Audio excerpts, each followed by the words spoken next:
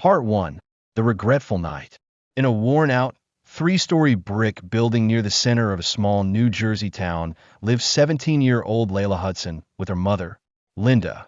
Her father had left them years ago, and since then, Layla had been forced to grow up early.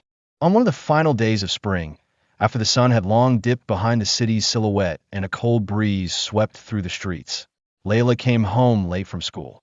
Around midnight, the quiet tapping of her shoes echoed through the hallway as the light in her mother's bedroom flickered on. Layla quietly opened the door and stepped inside. Her mother was waiting. "It's midnight. Where have you been?" her mother said, her voice filled with worry and frustration. Layla didn't respond right away. How could she explain what had happened? She hadn't just been hanging out with friends. Earlier that evening, she had come across a young boy sitting alone in a small public park. No older than 10, shivering, with bruises on his arms and torn clothes. There was something haunting about the way he looked at her, hollow, scared, but pleading silently for help. Layla had walked him to the nearest phone booth and called 911. She stayed with him until the police arrived, holding his hand to keep him warm. I helped a boy," Layla finally said, her voice trembling. "He was alone in the cold. I couldn't just leave him." Her mother stared at her for a long moment. Then, quietly, "Layla, you can't save the whole world. You have to think about yourself." She turned and walked away toward her bedroom, leaving Layla alone in the small living room. Layla grabbed a glass of water from the kitchen and retreated to her room. But she couldn't sleep. Every time she closed her eyes, she saw that boy's face. His wide, terrified eyes haunted her. Who was he? Why was he out there alone? That night, she clutched her pillow and stared out the window. Somewhere out there, beyond the street lamps and the rustling trees, was a city full of broken stories. And Layla had just stepped into one of them. Part 2. A hushed voice. The morning came with a soft drizzle tapping against the windows. Layla woke up early, the sound of rain mingling with her thoughts. Her body was at home, but her mind was still back at that park, sitting next to the boy. She could feel the cold bench beneath her, the boy's small hand clutching hers. She had to know more about him, about what would happen next. When she arrived at school, something fell off.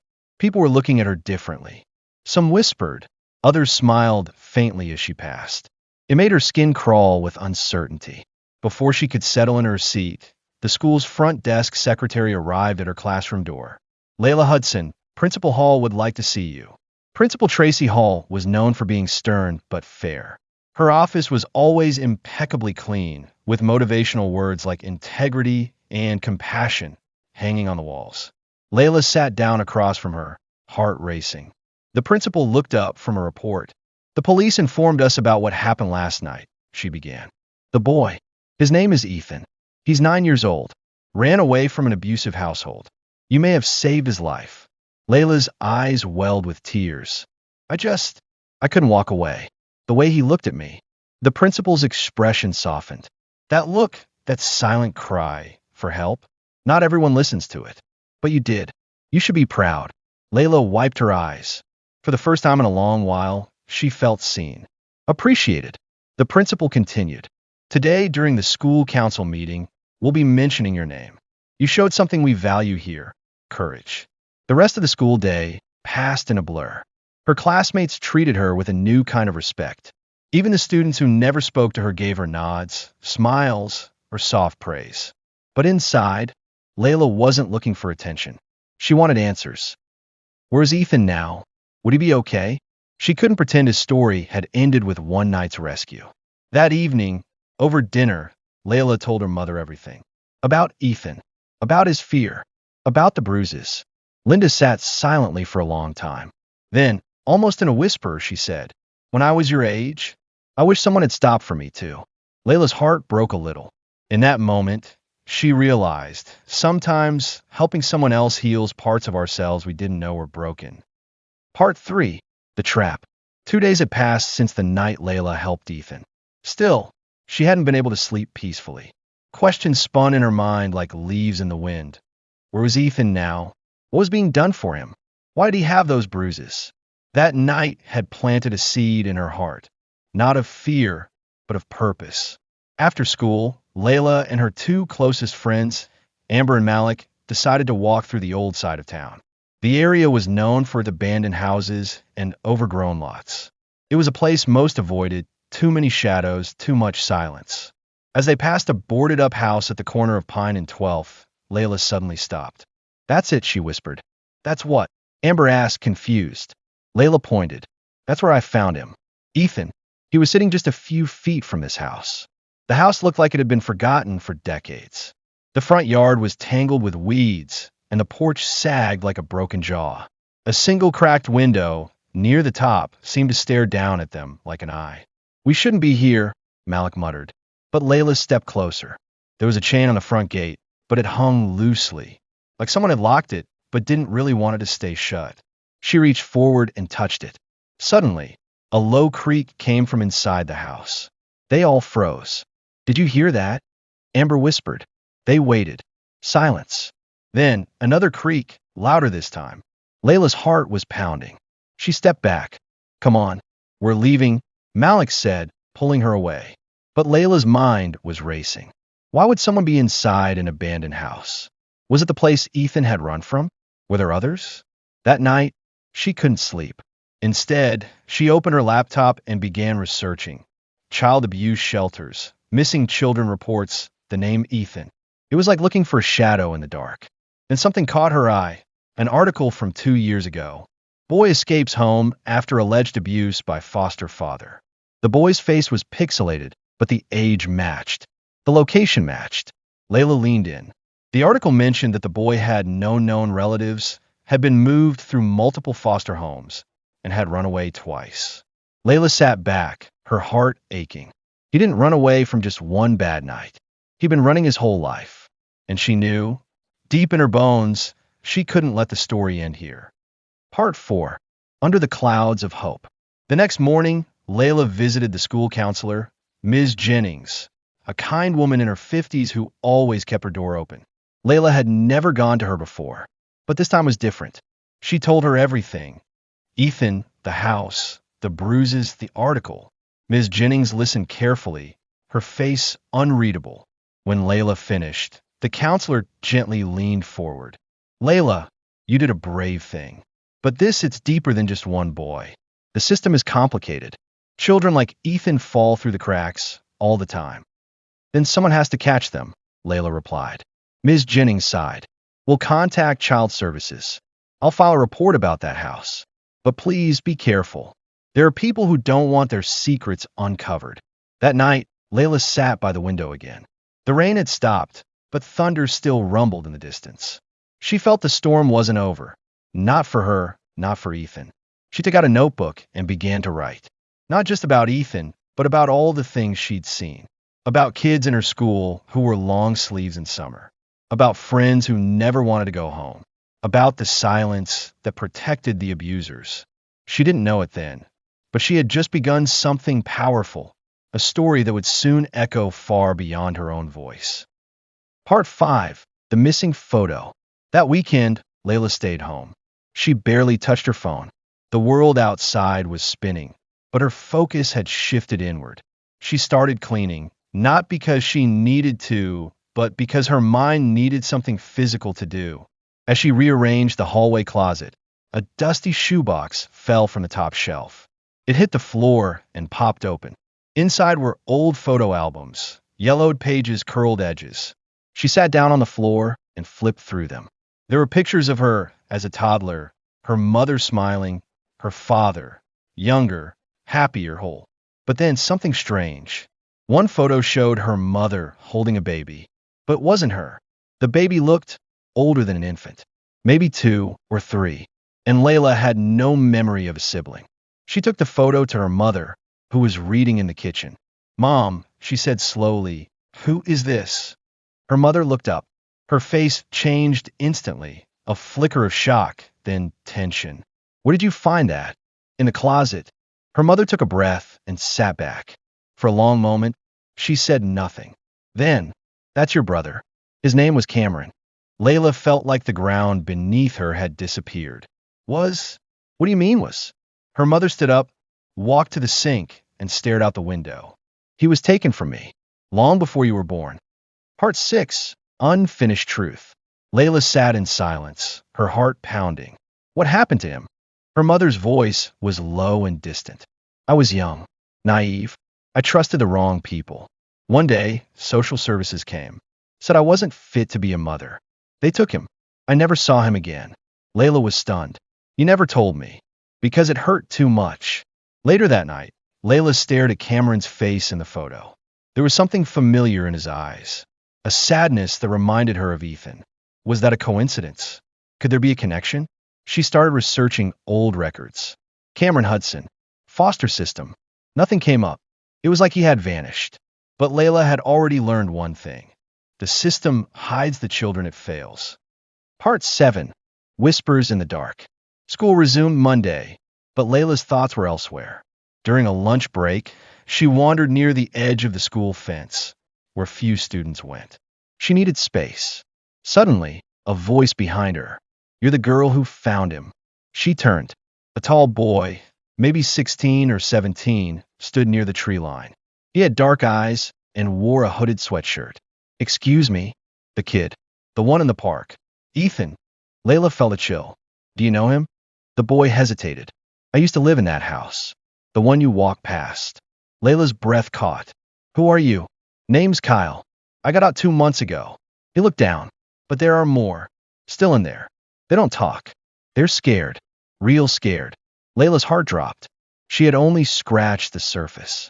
And now, something bigger, darker, was unraveling. Part 8. Threads of Pain. Kyle walked alongside Layla for a few moments, both silent, their footsteps crunching softly over fallen leaves. His hoodie was damp from the drizzle that hadn't stopped all morning. There was a man in that house, Kyle finally said. Says he was a guardian. But he wasn't. Locked doors. Empty rooms. Screaming at night. Layla's stomach turned. Did you tell anyone? Kyle shook his head. We tried. But every time he moved us. New names. New rules. It's like he had people helping him cover it up. That night, Layla documented everything. She wrote names, places, what Kyle said. She knew it wouldn't be taken seriously without proof. But something inside her told her that Ethan, Kyle, maybe even Cameron, they were all pieces of the same twisted puzzle. Part 9. The Walls Have Eyes. Layla returned to the old house the next afternoon. This time, she didn't come alone. Malik had agreed to wait near the corner, phone ready in case something went wrong. She approached the creaky front gate. Her breath was shallow. Her hands trembled as she pulled the chain aside and stepped through. The porch groaned under her weight. The front door was unlocked. Inside, the air was thick with mold and rot. Faint whispers echoed. Or maybe it was just the house groaning in the wind. Then she saw it. A photo frame lying face down on the floor. She picked it up. Inside, a boy. Brown curls. Blue eyes. A name etched on the back.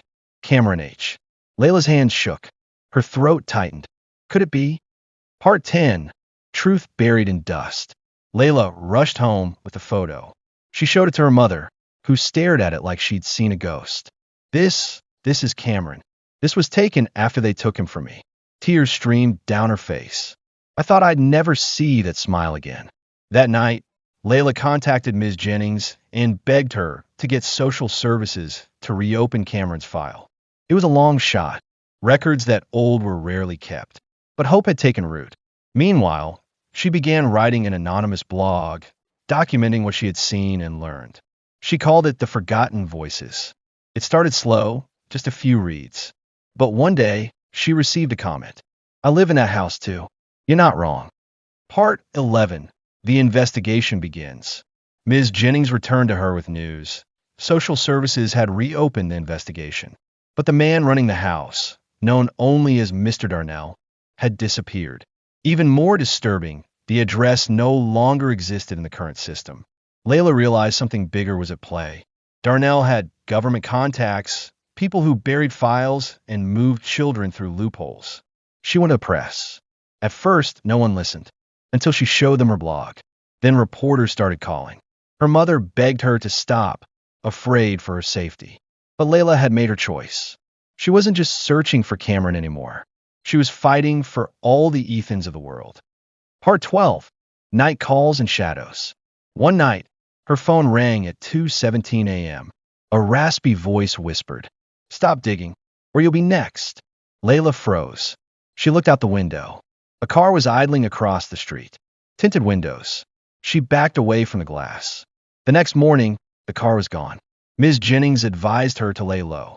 The police opened a case, but without evidence, they could do nothing. Layla didn't stop. Instead, she did the opposite. She went public with her name, her face, her blog. "I'm not afraid," she wrote in her next post. "You can silence a voice, but not the truth." Part 13, Rising Voices. Layla's story hit the local news, then regional. Her blog reached 50,000 reads in a week. Survivors began messaging her. Foster kids, forgotten teenagers, even grown adults who had been in the system decades ago. A map was created on her blog, red pins marking every place someone had experienced abuse or disappearance in the system. The pattern was horrifying. Same operator names, same houses, same silence. She was invited to speak at a youth advocacy conference. On stage, Layla said, "We cannot keep pretending these stories don't exist. Children are not numbers. They are lives. They are futures." Part 14, The Door Opens. Through her blog, a woman named Sarah reached out. She had once worked at the very agency that took Cameron. She offered to meet privately. Nervously, Layla agreed. They met at a small cafe in Newark. Sarah, in her 60s, handed over an envelope. Inside, scanned documents, some partially redacted, but one file stood out. Cameron Hudson, renamed Daniel Green. Last placed, 2009, Livingston. Sarah looked at Layla with guilt. "I couldn't live with myself knowing the truth anymore." Layla clutched the file like it was made of glass. Cameron was alive. The silence that once surrounded them began to crack. Part 21, Growing Light. Layla graduated high school with honors. At the ceremony, Cameron and Linda sat in the front row, clapping with tears in their eyes. She received a standing ovation. In her speech, she said, "They said one voice couldn't make a difference. But I was never alone. You all stood with me." After the ceremony, her principal approached her. "You've done more than any student I've ever known. You didn't just pass your exams. You passed the test of character." Layla smiled. Her journey wasn't over. It was only beginning. Part 22, The Dark Returns. But not all stories end smoothly. One night, Layla received an anonymous message. "You think you won, but the roots go deeper. There are still houses, still names. You stopped one. There are dozens." The message came with a file, a list of locations, children's names, ages, dates. She turned it over to the authorities, but fear crept in. Cameron advised caution. "You're brave, but be careful.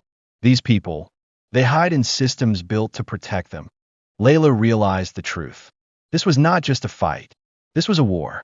Part 23, Shadow Network. She partnered with investigative journalists.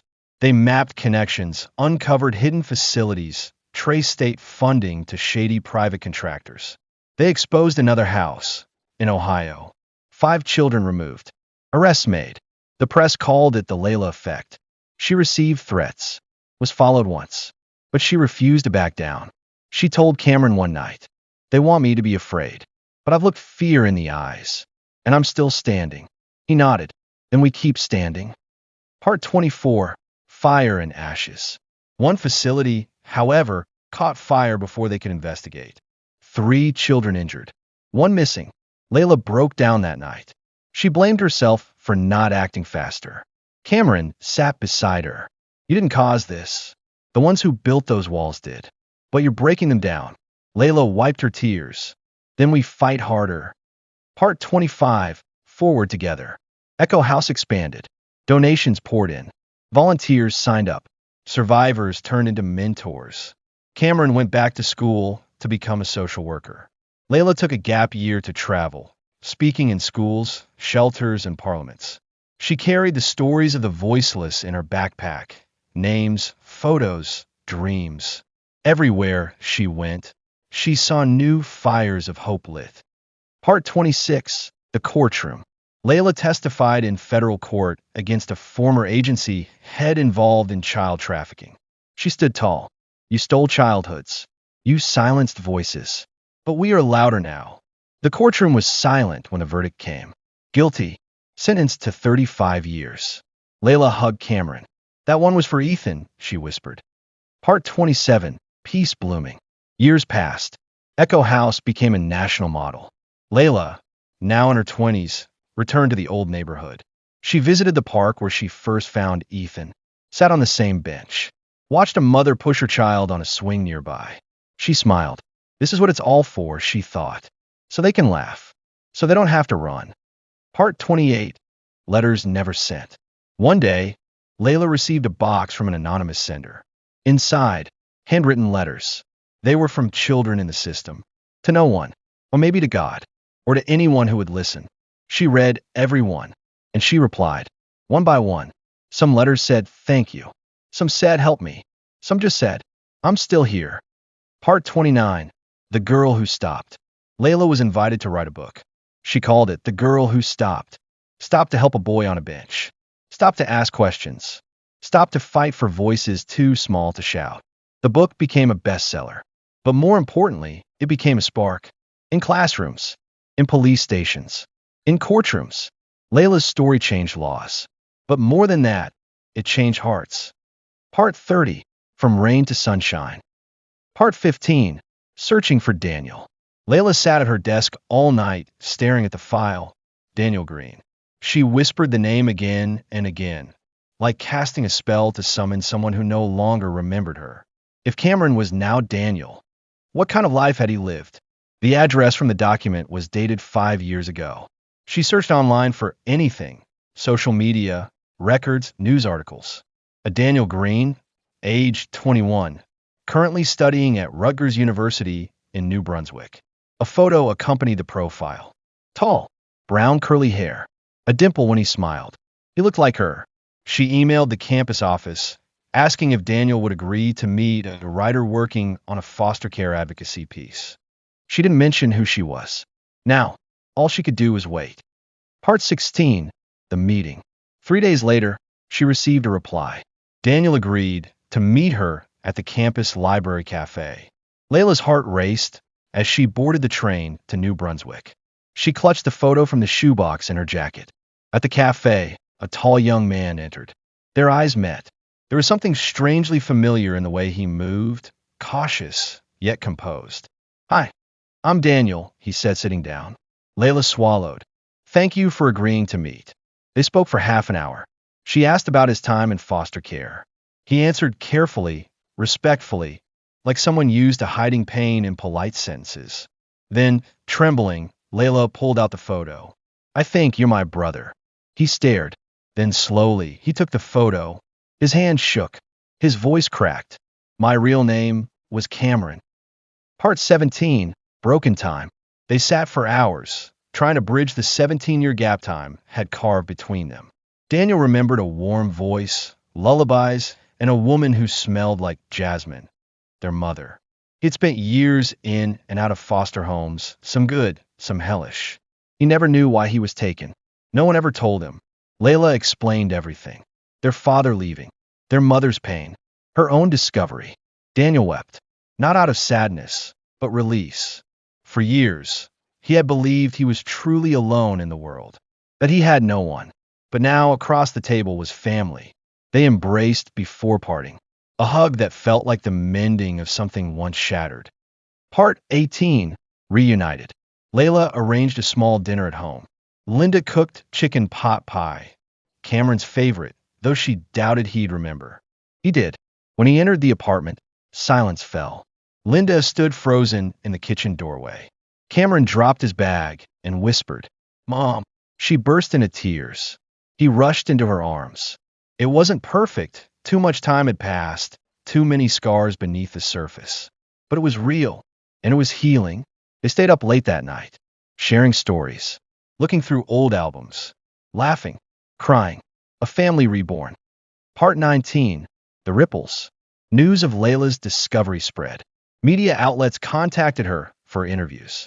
Her blog tripled in readers. She was invited to speak in Washington, D.C., and National Child Welfare Summit. Standing at the podium, she didn't read from script. This is not just my story. This is Ethan's story. This is Cameron's story. This is every child who needed love and was met with silence. Policymakers listened. A bill was proposed, the Forgotten Voices Act, calling for deeper oversight of the foster care system, stronger protections, and transparency. It wouldn't solve everything, but it was a start. Part 20, A Voice for the Voiceless. Layla's life changed. She was offered internships with advocacy groups. She founded a nonprofit, Echo House, offering therapy, emergency housing, and legal aid for foster youth. Cameron joined as a volunteer mentor. Ethan, now safe with a loving family, visited regularly. Each story she uncovered added a name to a wall at Echo House. Not a wall of loss, but of resilience. Layla's blog evolved into a full platform. Young people share their stories anonymously. Survivors connected, found comfort, found power. At her wedding, Cameron walked her down the aisle. Ethan sat in the front row. Linda cried quietly, holding a flower, Cameron's favorite. Layla looked out at everyone, at the sunshine flooding the chapel. The journey had been long, terrifying, painful, but through it all, she had never walked alone. She took a breath and whispered to herself, "This is what happens when you don't look away." The end.